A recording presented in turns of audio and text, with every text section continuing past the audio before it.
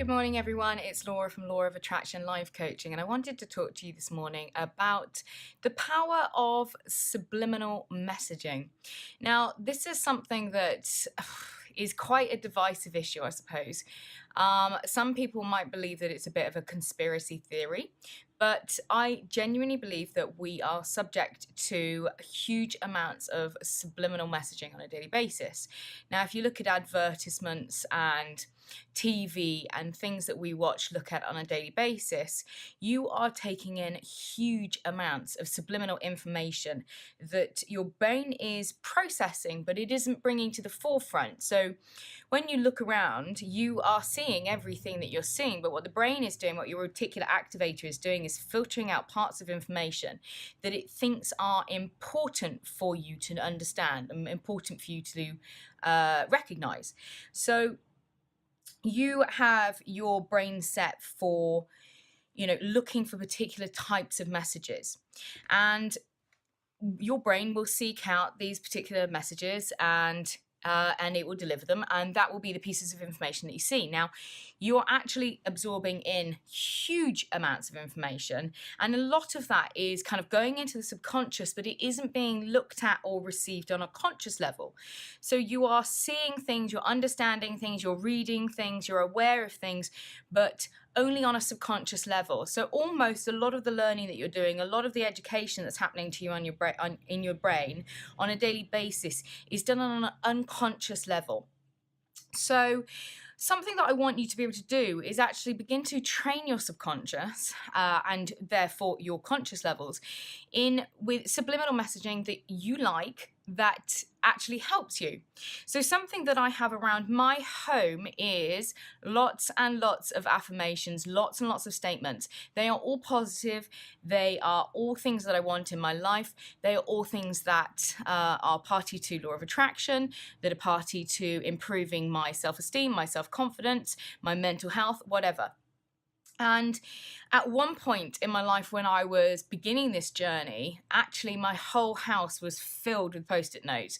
And they were, on the light switches, on the doors, going into different rooms, all sorts of things. And actually I probably would have looked like a complete and utter lunatic if anybody had come into my house. I got to the point that if I was having anybody coming over, I would actually take down all of the Post-it notes and all of the messages, because otherwise I genuinely thought that people would think I was a lunatic.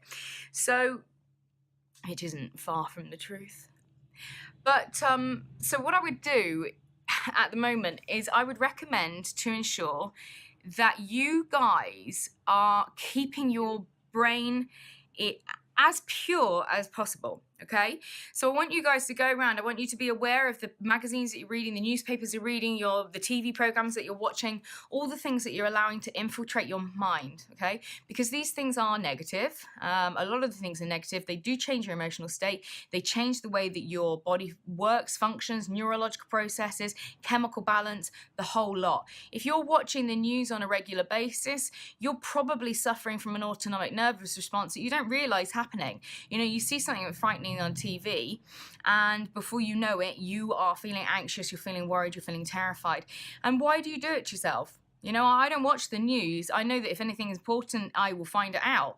I don't sit down and watch the news on a daily basis because it affects my energy, it affects my mental health, it makes me angry, it makes me upset, and it also makes me want to remove myself from humanity. Because it makes me think about people on this planet in a really negative way. And actually, the news is always set to be as sensationalist and as negative as it possibly can be, and it doesn't always tell the full story. So, I wouldn't watch the news if I were you. I wouldn't read newspapers. They're even worse than the news. So, think about the things that you're putting into your brain. Think about having like a clean eating diet for your brain, as it were. Think about what you're putting in and what that does to your mental health, your chemical balance, your neurological processes, and your inner sense of calm. And then what you can start to do once you have removed all the things that are really negative is you can begin to think about putting positives into your mind. So I have a lot of things written down on a whiteboard. As I said, I used to put Post-it notes around the house with positive affirmations that I'm strong, that I'm confident, that I am happy, that, that my business is a success, that I am loved and I'm lovable. And these things begin to conquer the negative record, tape that you have playing over and over in your mind that says that you're not worthy, you're not a good person, this, that, and the other. So when you get these things on a subliminal messaging point of view, your brain's taking in the information. And if you say things like I am statements, I am something, I'm good, I am kind, I am loving, you can begin to conquer the negative ramifications that you have from an inner monologue that is overly judgmental and overly negative.